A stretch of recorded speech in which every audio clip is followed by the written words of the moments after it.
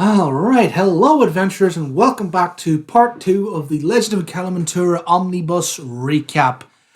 If you haven't seen part 1, I recommend go back and watch that because it'll give you context clues and you know what the hell's going on in part 2. So the video will be on the channel somewhere, go ahead and find that. If you don't have to go watch it, but you'll be more clued in. So, sip. After the party defeated Urasil and Broccoli stayed behind to help with the rebuilding, the rest of the party, who at this point is Bjorn, our half-orc paladin, Soraya, our high-elf cleric, Titus, our Tortle fighter, Achilles, our rogue, and Gimme, our SMR monk. I think that's everyone at this point. Yep. They left Steelborough and trekked back up to the capital city of Mentura. Along the way, they actually came across an entire legion of soldiers who were marching up to the capital for extra security ahead of the upcoming festival. The party members were a little bit nervous by the proximity of the soldiers, with some backstory stuff coming into the front, the fore. This is how the recap's going to go. I am not professional, so here we go. Came up to the city, stabled the wagons and horses, paid in advance because it's festival time, that's how you do these things. And Bjorn did his Bjornness and pranked the stable hand because, while the party did genuinely have a horse and cart for getting around, Bjorn's steed is a magical steed. It's Fine Steed, the spell. It's a magical steed which he can bring and he can summon and dismiss at will, effectively. So he made a very determined point to the stable hand of, this horse is a very important and special horse to me. I want you to give him special attention. I'll pay you extra. But Mandorb is my friend, and I need you to look after him. And the poor stable hand was, oh yes, of course, Sir Paladin, I'll look after your horse. And yeah, once they left the stables, Bjorn snapped his fingers and Mandorb fucking disappeared. Because why wouldn't you fuck with the NPCs?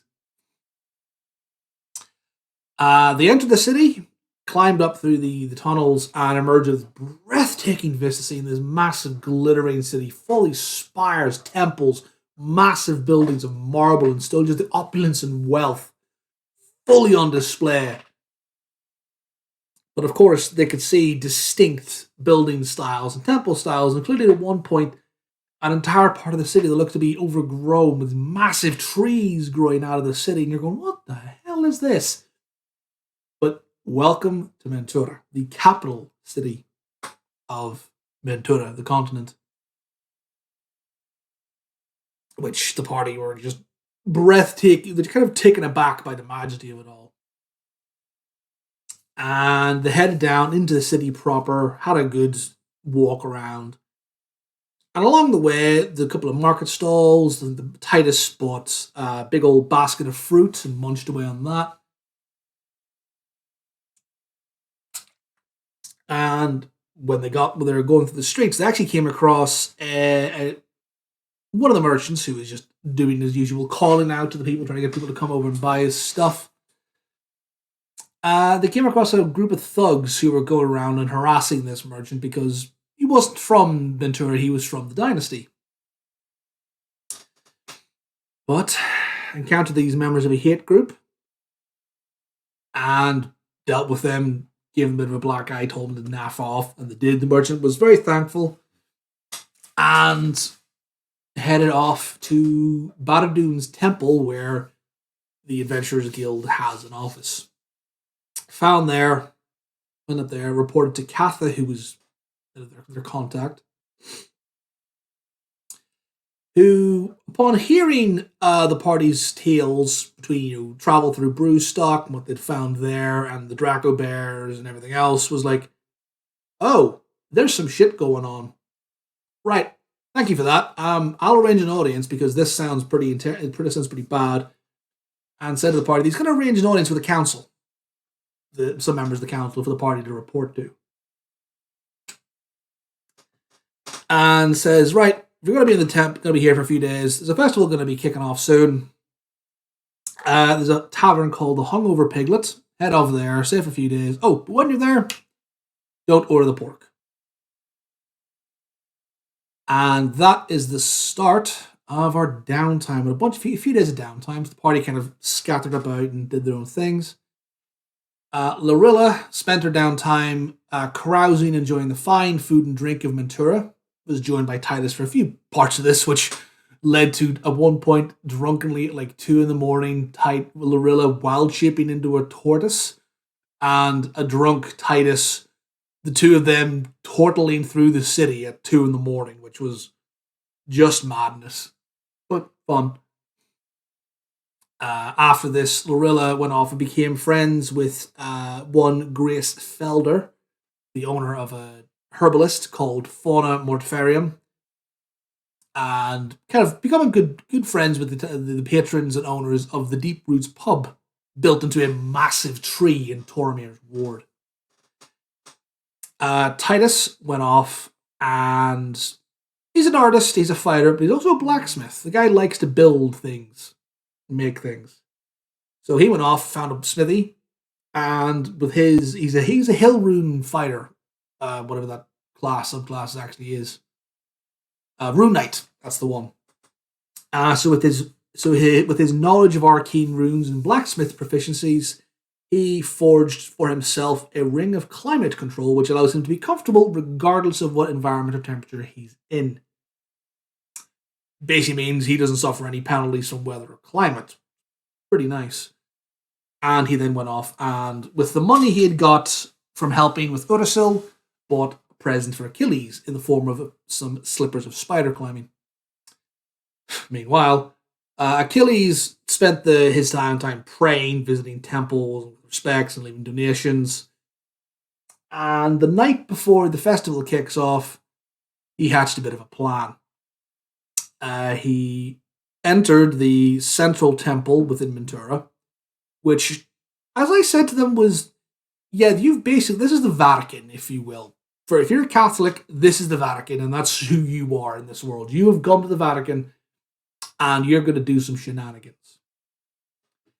So he entered the temple, and went into the service tunnels, service rooms and chambers, got onto the roof, and climbed the central spire, which was hundreds of feet tall. He's hundreds of foot in the air. He's actually above the mountains that surround the city, because Mentura is a city built onto a plateau in the mountains. So he climbed that, and when he got there, he pulled this comically oversized crimson wizard's hat. Like it's just ridiculously oversized in anyone's head. Takes that and sticks it on top of the spire, a bit like that one statue in Edinburgh. which belonged to his fallen friend, Karen. Which he said, I'm leaving that there because that's what my friend would want. And while he was up there, taking a moment to reflect and surveying the view, he heard a voice. I was like, what the fuck? Turned around, and there was a Planitar just flying there, sword out, staring at him like, well, how are you? And this Planitar was a guardian of the spire, sent by the Pure Ones to keep watch over the city and the spire. And Achilles was like, oh, hi, didn't know you were here. But the angel effectively congratulated Achilles for the feat and says, your friend Karen is rightly impressed by that, and also one of the gods, Artur. I'm pretty close to the Pantheon. They've seen you and they respect you for what you've done. They like that. And then, oh shit. So Achilles, somewhat impressed and scared by this, climbed back down and went to bed. Soraya, while he was during the downtime period, went off and researched the Sertan family, because while she was in Brewstock, a gnomish woman, an elderly gnome, whose name I have forgotten, approached Soraya and was like, "Oh my god, Enya, what are you doing here?" I was like, "Who the hell's Enya? I'm not Enya. My name's Soraya." And a conversation ensued whereby this elderly gnomish woman had confused Soraya for Enya Sertan, who was this elven noble, the daughter elven noble of a noble family from this called the Sertan family, that this gnome had effectively been a maid for, like a babysitter, nanny type thing. And this gnomish woman thought that's who Soraya was. And Soraya was like, "Well, that's not me, but I'm going to go off and have a research and figure out who the hell these Sertans are." And quite quickly learned that the Sertans were a very prominent noble family who were held in very high esteem. Because the Council of Mentura is a collection of, as I call it, it's a succession-based polyarchy. It's a series of noble families who sit in the council and make joint decisions. And the Sertans were one of the longest-serving members of that council. They were very held in very high esteem, but they had been, the last sighting and record of the Sertan family placed them on the family yacht that was lost at sea some time ago. And lists both Lord and Lady Sertan as missing, presumed dead, along with records of their children. And they went, "Oh, interesting." Tried to investigate further, but didn't learn anything more than that, which is that's the public knowledge of the Sertan family, which piqued Soraya's interest and I'd definitely go ahead and learn more into that. Gimme spent her time going through the back alleys of the city because she had a bit of a, I don't want to say criminal backstory, but she had some tie to some shady people. And she tried to make contact and investigate the seedier side of the city, but didn't really meet anyone. But did find out that there is very much an active thieves guild in the city. Didn't find out the name, but knew there was a thieves guild and they were observing people. And I don't remember what Bjorn was doing at that time, but he was about doing his praying and worshipping stuff. And the next day, and after all that, the festival kicked off. A whole bunch of games and tests of skill and wit and all the rest of it. But the most noticeable thing of the day, the most noticeable moment of the day, was an ancient gold dragon by the name of Bishra, who was the head of the Conclave Metallic, arrived at the city for the festival. And he's a friend of the council, wanted to enjoy the festivities.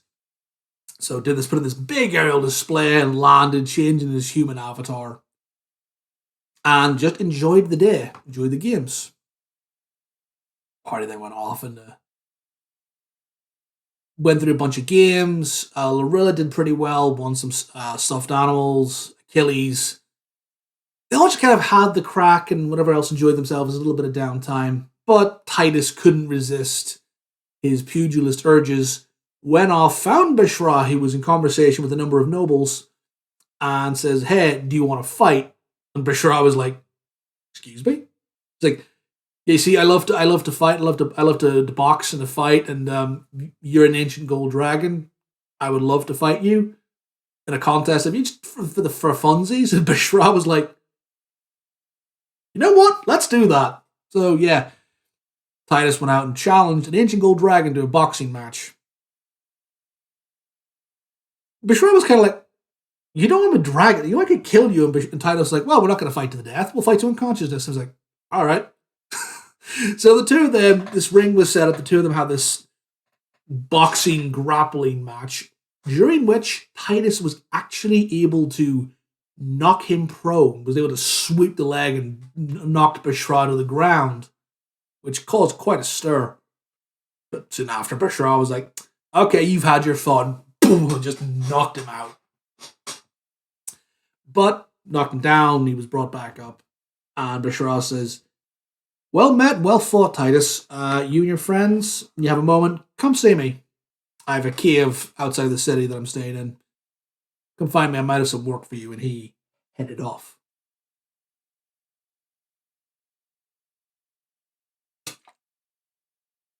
And after that encounter, The party were then heading off to kind of enjoy the rest of the day and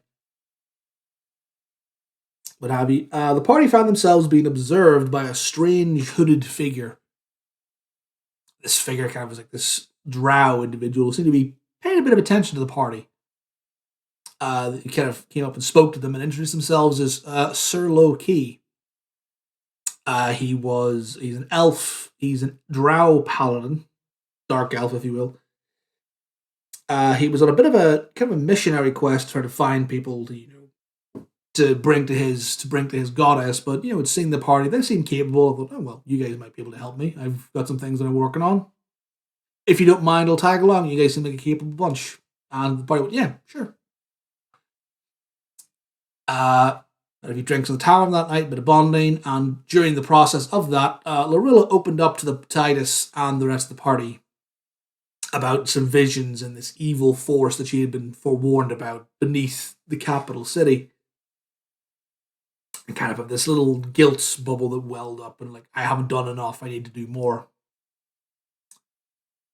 And the next day, the party then went off for their audience with Bashra, the ancient gold dragon, who informed them that there's a family of copper dragons on the east coast. The young dragon, has gone missing. We're not overly concerned because he's a copper dragon. There's not much out there that we know that would cause him harm. But if on your travels you happen to come across him, send him home. Mum and Dad are worried. Yep, noted, will do. And then when it came back to the city, another messenger arrived and said that Katha, the orc, had arranged a meeting for the party with Angela Wilder, who is the mistress of knowledge and whispers, spy master, effectively. Said that I've spoken with her and she seems quite keen to speak to you guys and hear about what you've come across. So they went for the meeting of the council, told her everything that they'd come across, and she says, well, that's interesting. That's good to know. You guys seem capable. You've come across some things, and I've got some irons in the fire as well that I think you'd be interested in. Told her about a bunch of things that she was looking the party to go into. Speaking with Gimme, said that her husband was definitely involved in some goings on. Her husband, who had been missing for some time, was in fact one of Wilder's agents. He says, yeah, no, your husband's an agent of mine, and he's busy at the moment, but he's on his way back to me. And whenever he gets home, we can speak. Whenever he gets back, we'll speak further.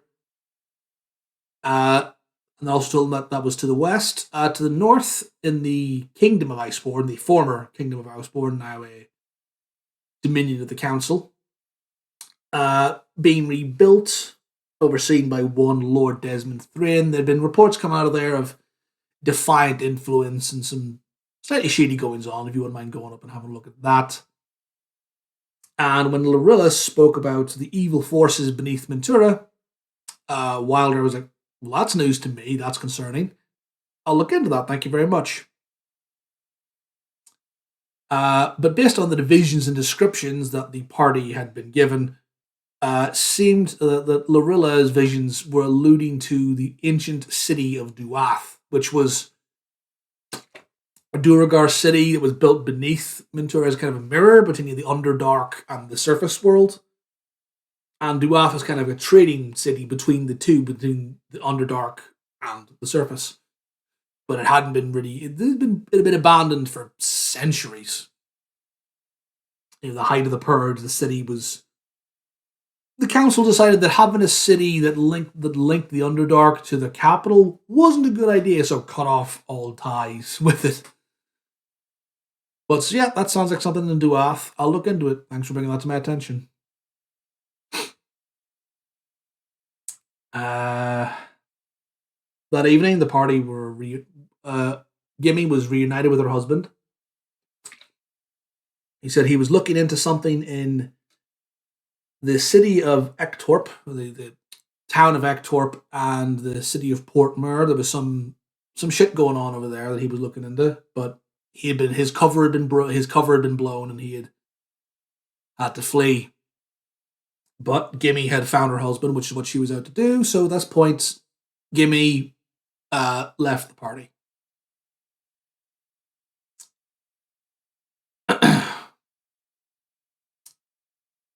excuse me, but Wilder then says, okay, you guys, tell me where you're going to go, but enjoy your night. The next morning, go on, enjoy yourselves. So they had a bit of leaving party for Gimme.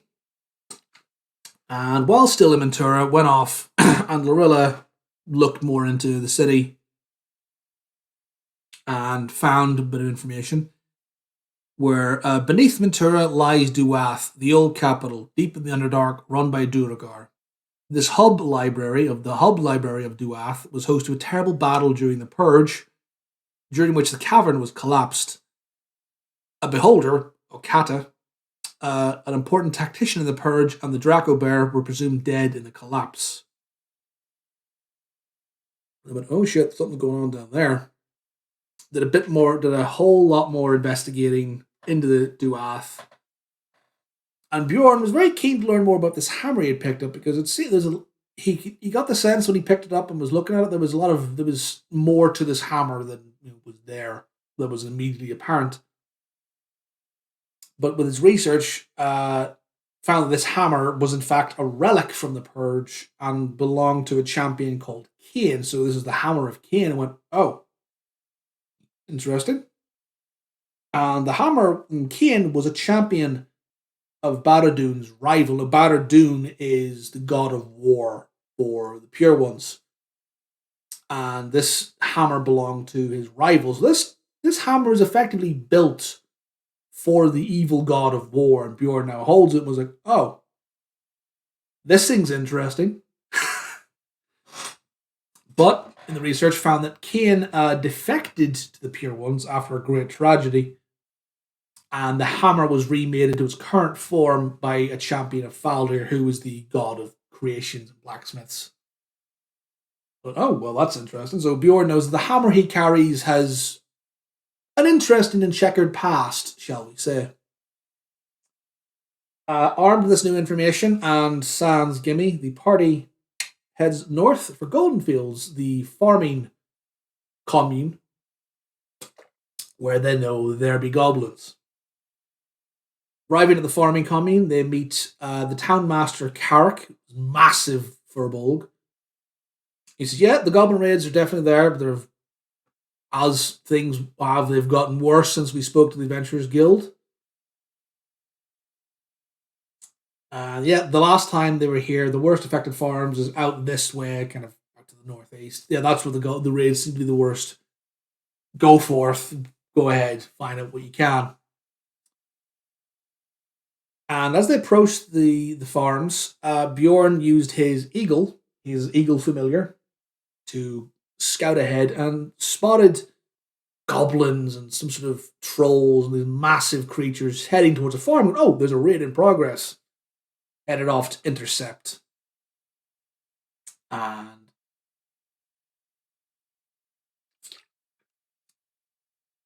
fierce battle ensued, where goblins were just dropping like flies at the party. Were dealing just fucking the shit, just devastating the goblins.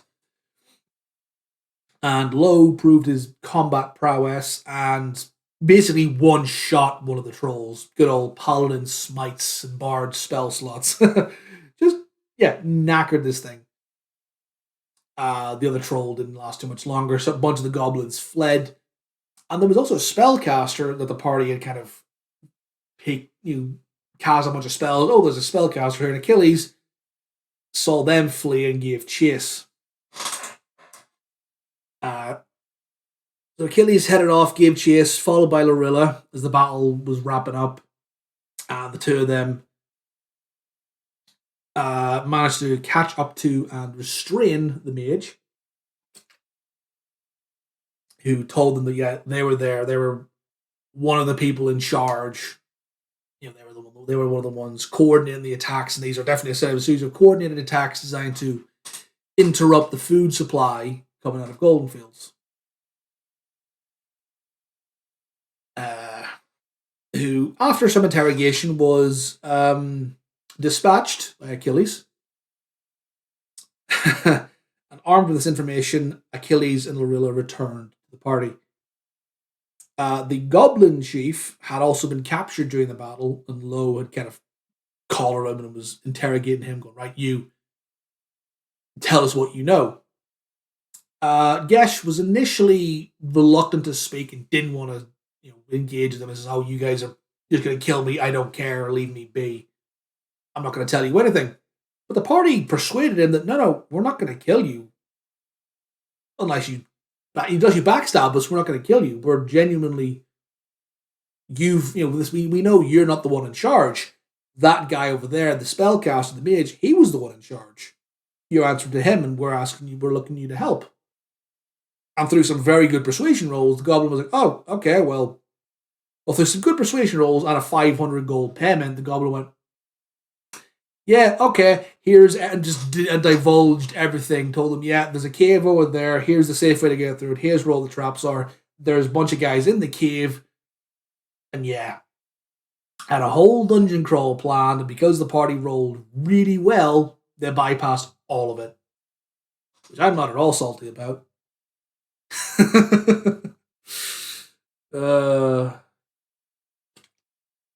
Yeah.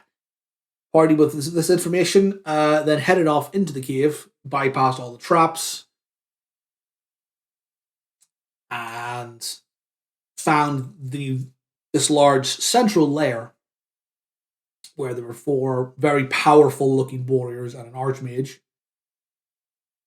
The archmage was within a round dispatched quite quickly by Achilles and Lowe, but not before the part that he was able to unleash a zombie beholder into the fray.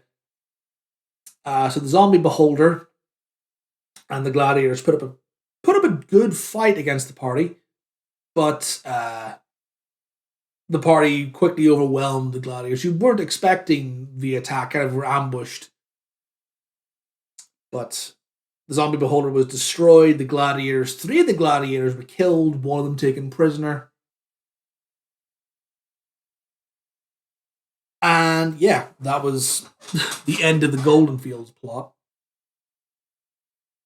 After which, looted the bodies, found a cave where the mage had been sleeping, got a bit of information. Well, during the investigation, Lowe found a chest, went to open the chest, and set off a glyph of warding within the chest, which is a fireball trap, which destroyed all of the contents of the chest apart from the platinum, which was in there.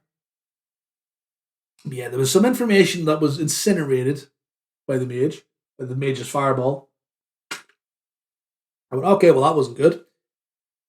But the party then spoke to the gladiator, who revealed himself to be a sellsword from the city of Portmore.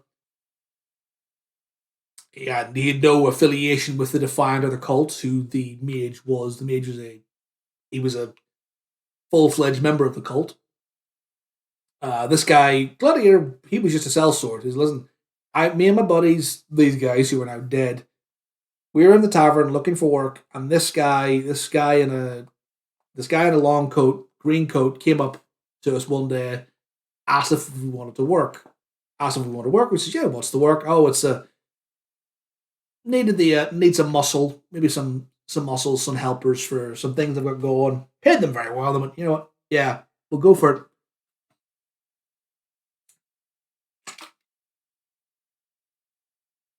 So, with the prisoner in tow, they headed back up to the surface. And during the battle, Lorilla had summoned her centaur companion, Titus. He had actually got the finishing blow against the beholder, charged into it.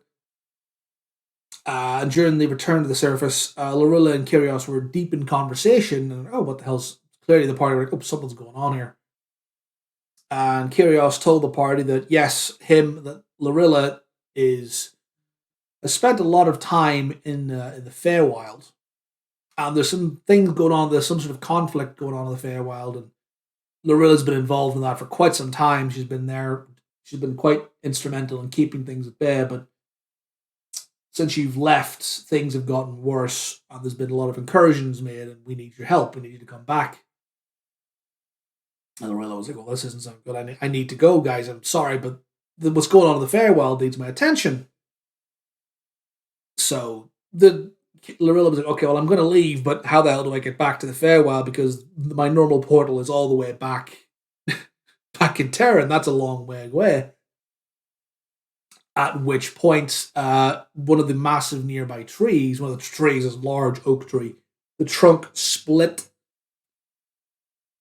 and a sitter popped out and made a beeline for Lorilla. The party kind of, who the hell are you? I don't know, that's my friend. This is another friend of Lorilla called Flint the sitter.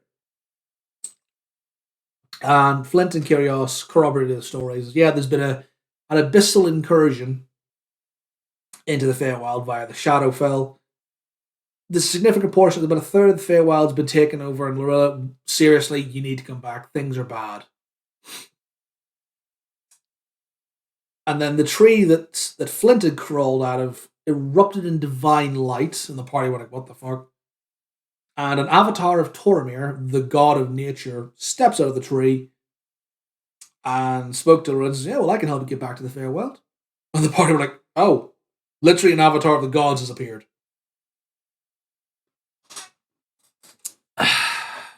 Yes. And then, as you can probably figure out, at this point, Lorilla leaves the party and heads back to the Feywild. And while Lorilla and this avatar of Tormir have a conversation about what's going on and everything else, the party all kind of stands there awestruck, and Titus kind of goes, hi, my name's Titus, and goes up to the avatar and shakes its hand, and I was like, the avatar was like, oh, you're a strange one. Accepted the handshake. In the process, Titus gained the benefits of a long rest, had some spinal issues that were fixed. They learned the cantrip Druidcraft, and they also became 3 years younger because they shook the hand of a god. Yeah. So Lorilla leaves the party, and the party had an encounter with the god, and everyone's like, what the hell was that? But they head back to Goldenfields, back to the town. Excuse me. Back to the town. And when they're returning, they had brought Brian and a bunch of the goblins with them, because the goblins were like, yeah, listen, we were paid by these guys to raid the town. We're sorry for it. If you guys can help us, not be killed or not be persecuted by the townsfolk, we'll really appreciate it. So the party bring the goblins and the surviving gladiator back to the town. The town master was initially resistant to it. No, these guys, why would we help them? They've been trying to kill us and raid our farms the last several months. Why would we help them? Some very high persuasion rolls, again, from the party. Very, very good role playing. And Carrick was persuaded to give them a chance. And says, you know what? All right, we'll give them a chance. They help us rebuild and build a wall around the town. And this guy, Brian, this sellsword, yeah, he can train some of us up to defend themselves. If they do all that and don't do anything, if they don't do anything to against us, we'll let them live.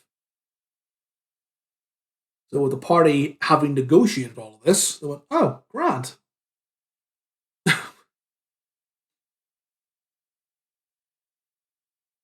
That night, they had there's a bit of a feast, a bit of a party to sort of like, well, the goblins are now helping us. Townsfolk really glad, threw a bit of a feast to help them.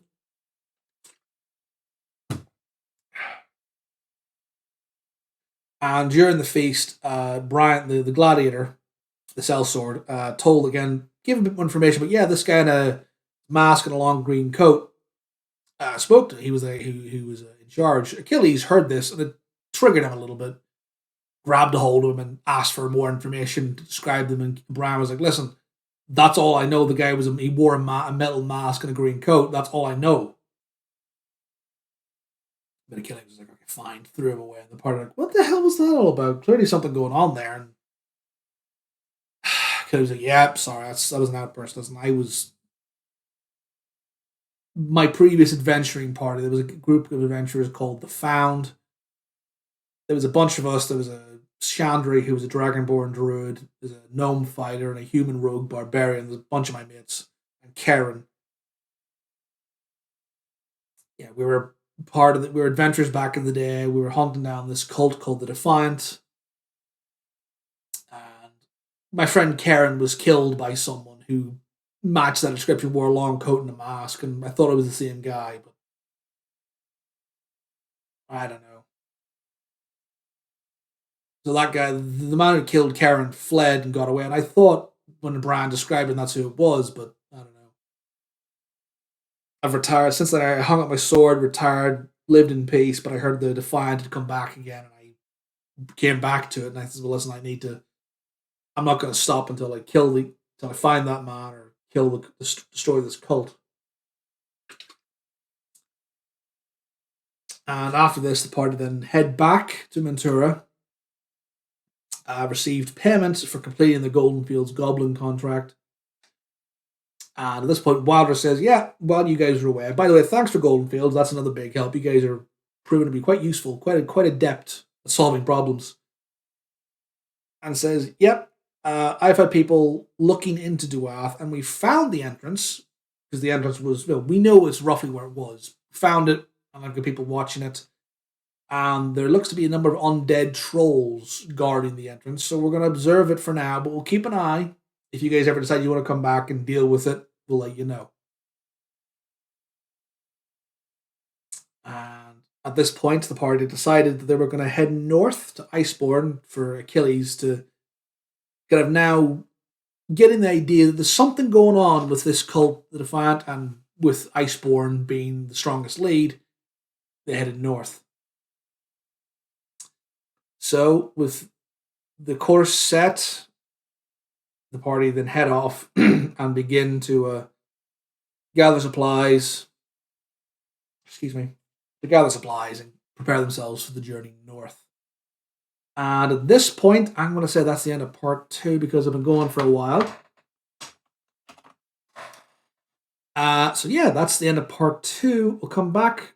I'll do part 3 in a little bit. But yeah, I will see you guys for part 3, which for you guys will be instantaneously. For me, it'll be a while, but thanks for listening, guys. Hope you're enjoying this, and see you next time.